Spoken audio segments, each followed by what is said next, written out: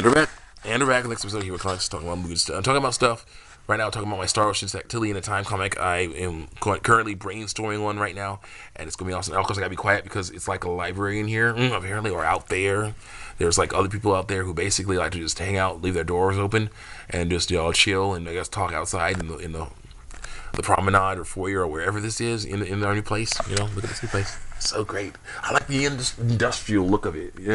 Look at that. See, look at that sprinkler, man. Look at all that stuff. It's so great. I like it. People may say, "Oh well, yeah, I didn't have time to put the drops in. I didn't have time to do any of this." I was like, "Yeah, I'm okay with this. It looks awesome." To me, I like this industrial look. It's efficient and it's cool to see how things go work together. It's kind of nice. But anyway, and of course, this place is like only a third smaller than the other place was, so all our stuff will fit. So it's cool. Anyway, and it's cheaper to live here, so that's good. Anyway, yeah. So basically, Vendini are going to get deep, and they're going to be like more depth to these guys. Not only they're going to be cloners, like stormtrooper cloners, but basically for everything. They basically have their slave class, their servant class, their factory workers. They're all going to be clones. Okay, they're all going to be like clones and weird stuff. Human-like clones, basically. They're just going to be, because they basically, if they're human-like clones, then they can't say, "Oh, it's a Vendini. What are you doing?" No, it's like this is a human-like clone that you test the DNA, or they have like barcodes on them or something. So they're basically a product. Like sort of like Blade Runner, but they like live a lot longer. They probably live like a normal human lifespan. I can have them live a normal human lifespan because they know what they're doing. They've perfected the craft enough. Basically, okay, we can make normal humans human characters, normal humans, right? And just be like, okay, there you go. That's a normal human. Work in this factory. Or like if you want one as a baby, you basically okay, take this one or maybe as a pet. Yes, they have pet. Humans as pets. Basically, again, another different thing. Cloned humans as pets or novelty items, status symbols. They have these little cute little. It's gonna be basically a little bit hitting close to home with like how people put their little kids in like sailor outfits and little princess dresses and things. They're gonna do that with their humans, but they're as pets. It's gonna be like they're like selling them, basically like showing them all, showing how they look in sailor outfits, stuff like that. Like boy, servant girls for sale, or servant boys for sale. It has this little kid that's all embarrassed in a sailor outfit, like. Like little sailor outfit. He's like 5 years old, but he's a clone, and he's been taught from birth that he is property, and if you do something, don't do anything. Basically he's afraid for his life, so he can't really do anything. So he's like, how the mighty have fallen. It's like. I hate my life, but not that much, something like that. So it's gonna be some crazy stuff, really weird stuff. But anyway, the Medina also just has civilians who are just people, not only soldiers but civilians who are people, and basically they're gonna be like, okay, that's the deal. When they escape, Great Guy and Maria are let out of their cells because basically the Sarah, no, that's not Sarah. Wrong series.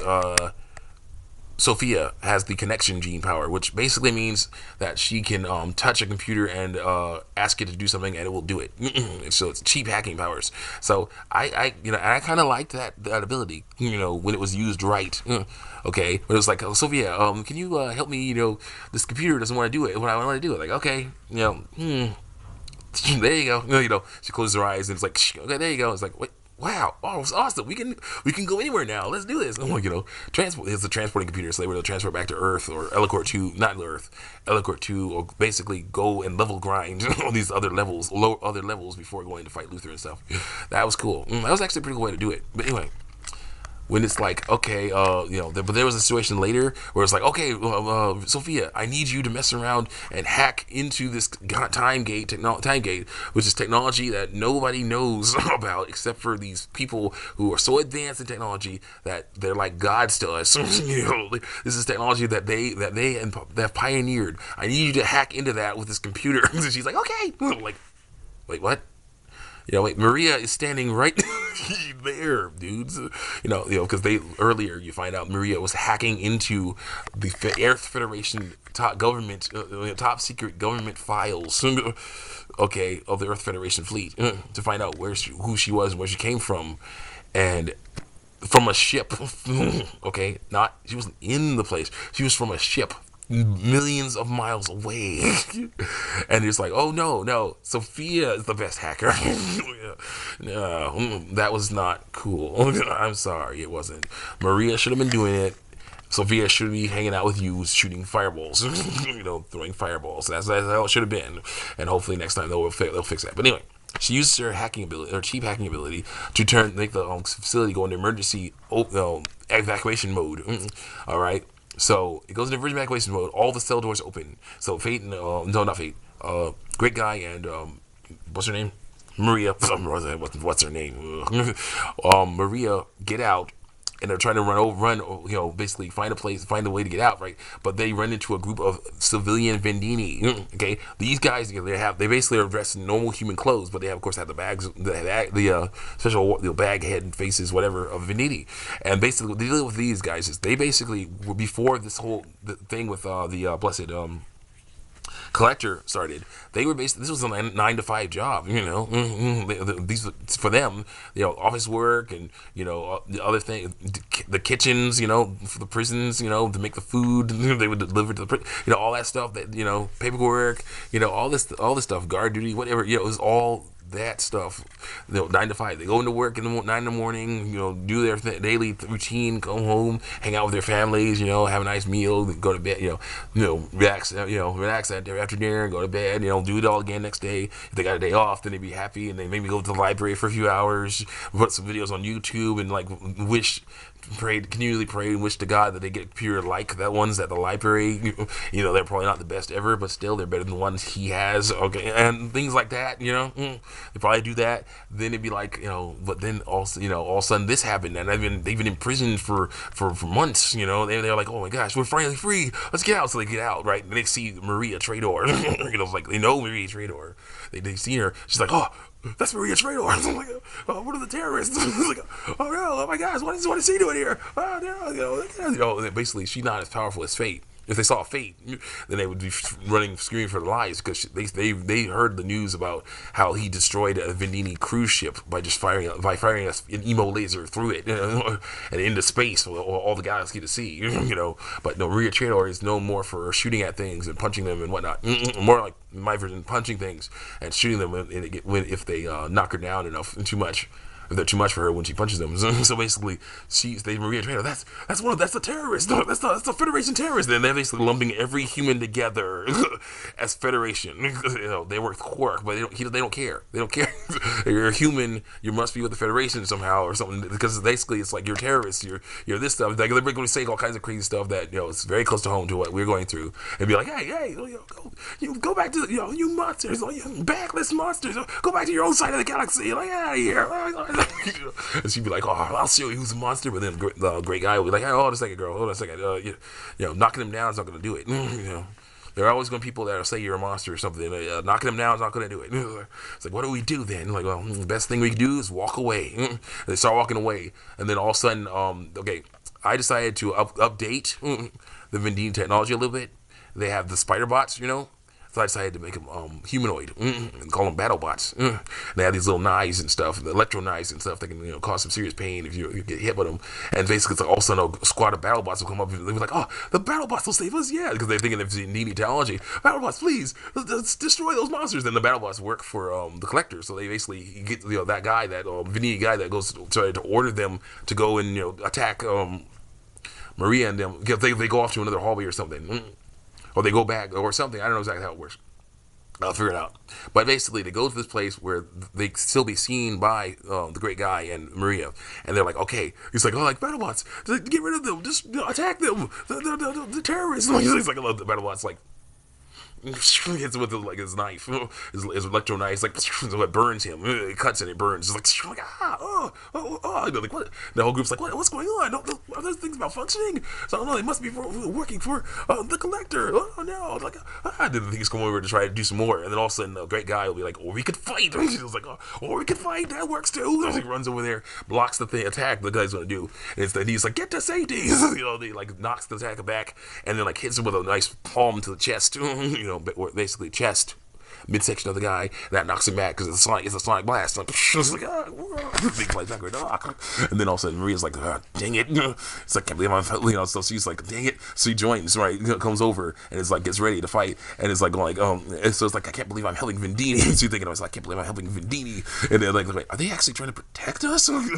Like, and then they run off. It's like, they run away. And then like one of them's like, no, that's impossible. They're monsters. Like, they love to fight. They're monsters. They're all monsters. That's it. They're just mindless monsters. They just love to fight. That's all the thing is. They want to fight and stuff. Kill things. It's like, so that's why we're having war with them to get rid of them. There's none of those things are good at all. None. It's like, I don't know. There might have been some important guests that day. Senators or something like that. Or some type of people that worked for the senators or some high mucky mucks in the Vendini government. And basically, there's like, and there'll be female Vendini, and so basically, like, one of the older men will be like male Vendini, will be like, they're not basically staunch in his beliefs. They're not one good one among them. They're moralists, mindless monsters, or something like that. He's like, I don't know, that dark skinned one didn't seem so bad. Like, it didn't seem so bad. That will come back to actually help out relations between Vendinis and humans later. So it's really cool. And then of course, guys are fighting. They fight. They're awesome. You see their fighting styles. My style of Maria, she's a kickboxer. So basically, like Fate and like Cliff and Mirage are. So she's basically double tapping. She's basically 1-2 punching. So basically, the way I learned it. Let me show you guys. How much time we got? That's not bad. Yeah, let me show you guys. I'm gonna go to a place where there's more light. Let's get it going. Some place where there's more light, so I can show you guys. Well, I need a cover. Not a cover. Not that kind of cover. I need a. Oh, sorry. I'll get to you later. We'll do videos. When I'm doing videos, I'll work on comics soon. But well, how do I do this first? How do I do? Oh, I can try this. Try it this way. I can try it this way. Lean up against the mirror. Okay. Against the mirror. Hopefully, I won't hurt myself. Yes, there's a little bit of a fan thing going on, but hopefully it won't be a problem.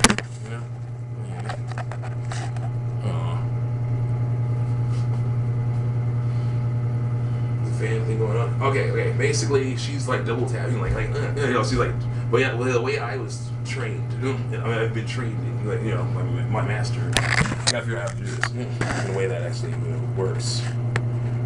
It's not fun. Will that work in here? Oh, it's lock. Hold up. It used to be lock. All right. Let's see if it works. Well, it's pretty low.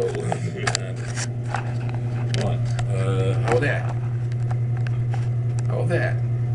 It's a little off, but it works. So you can actually see my hands. Yeah. I can flip the screen. Thank you, Colby. Colby Company. All right. Yeah. So basically, I'll get down low. And you can then see my hands. Okay. So basically, she's double tapping. The way I was taught was like, because my kung fu master the headmaster was a boxer first, and then he's doing really good at that. He's a smaller guy. He's definitely a smaller guy, so he moves really quick. But he's he's doing that, and then he's like, what's this kung fu stuff about? He's like, oh my gosh, there's so, like, wow, this I think I like this more, So he's basically combines his boxing, the championship style boxing, with his kung fu. So basically now he teaches us how to box, to basically hit bags and stuff like that. So we're like doing this, jab, so it's like jab, So she basically double tapping. She basically jabbing. So it's like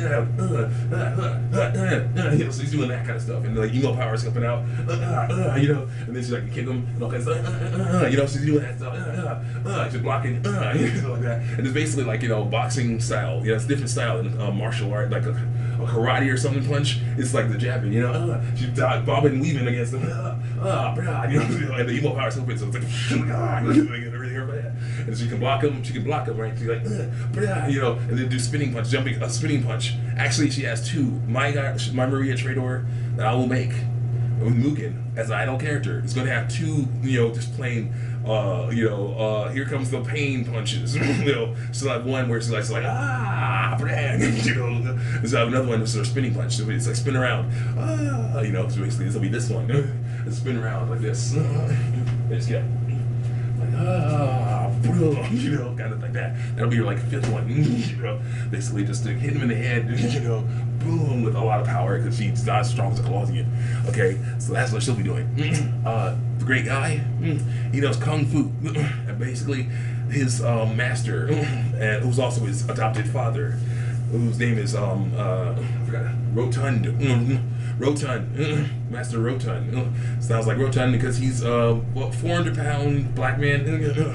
400-pound black man who basically is like a combination of the Wolverine and the Blob. Okay, Wolverine's healing factor, the Blob's body. Okay, think about that. Think about that. Also think about he knows kung fu. He's been practicing for like 20 years or maybe more.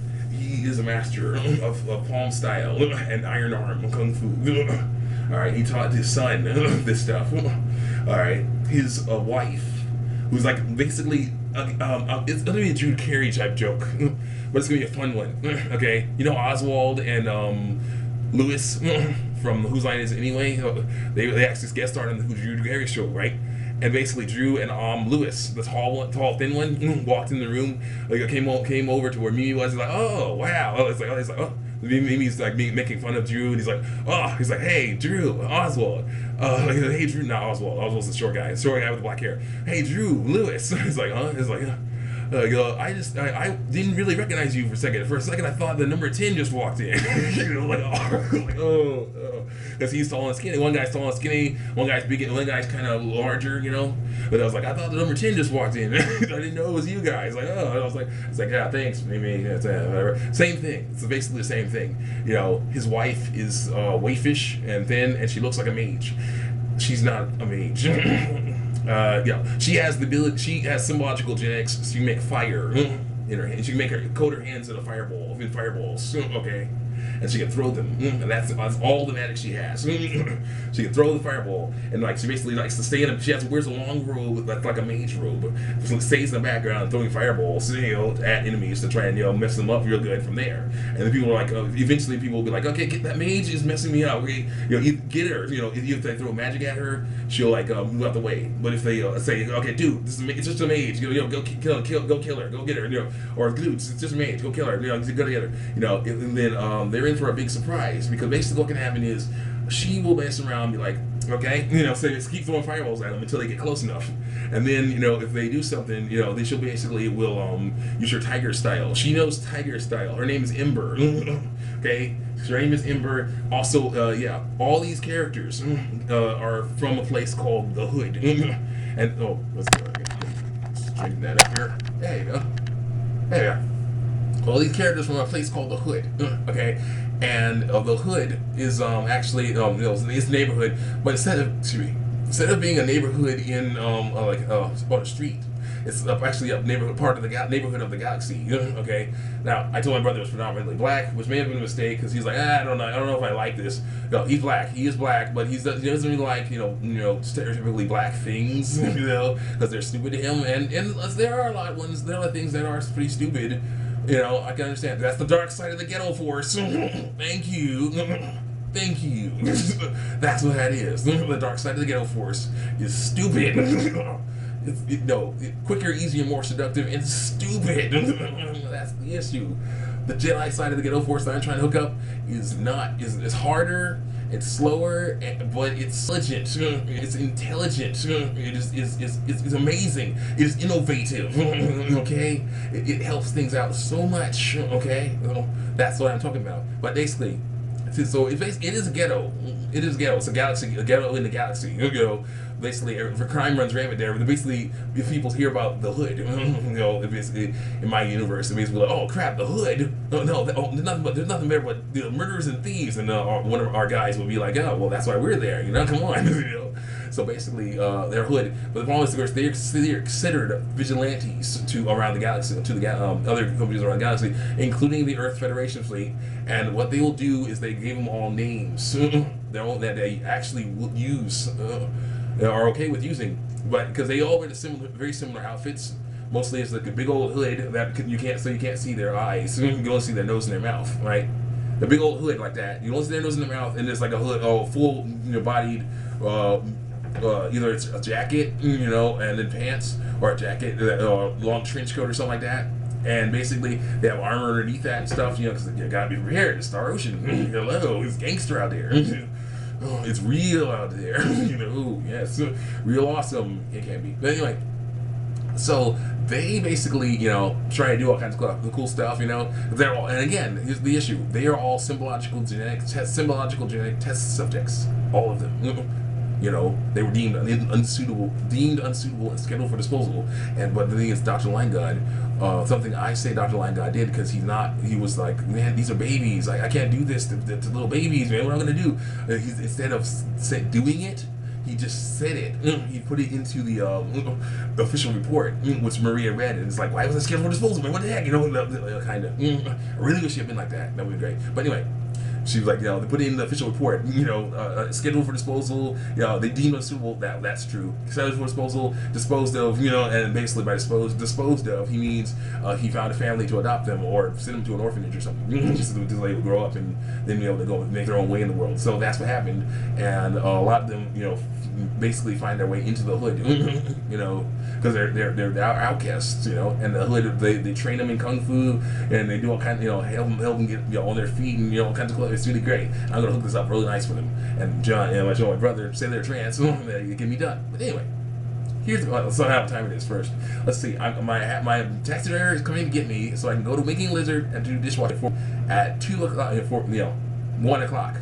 I had to be there at 2, so they'll come at me for what? It is 10:30 in the morning right now. We got some time, and we're gonna spend it talking about this stuff. Let's see. See you next time. Take me on YouTube.